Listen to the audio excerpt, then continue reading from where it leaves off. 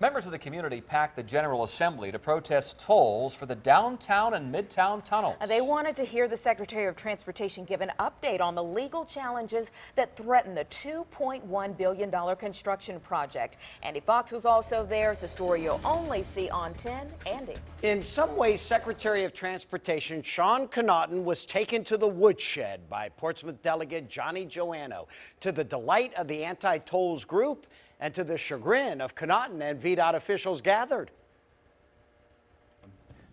Secretary of Transportation Sean Connaughton needed a lot of water to get through an hour presentation on how the state is currently losing the legal battle to get tolls on the downtown and midtown tunnels. He did exchanges with Portsmouth delegate Johnny Joanno. Why isn't the whole agreement invalid? I can't answer that question right now. How many challenges have there been to these projects that you're talking about on the basis that a toll is a tax?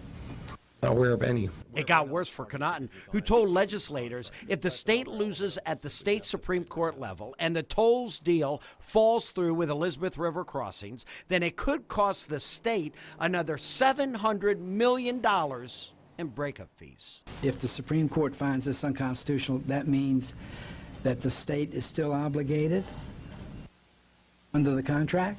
So we have to see what the decision is. You could hear the cool frustration in Connaughton's voice on this exchange. Whatever you put in there was unconstitutional? No. Did you still pay for it? Chairman, the contract has various defaults and termination provisions that, you know, there are other events that could end up happening. Not far from Connaughton, VDOT Commissioner Gregory Worley, who signed the new tunnel tolls deal on behalf of the state, and you could see he was wearing the frustration of the day, too. But Delegate Joanno was just warming up. He saved his sharpest Connaughton lecture for the end. Mr. Chairman, everybody can sit here and talk about how what's a $1.84? Nothing? Well, it might not be nothing to us sitting up here, but it's a hell of a lot of money to the people back home. It really is. When you start talking about $4 a day, how about gas, parking, everything else you got to go through?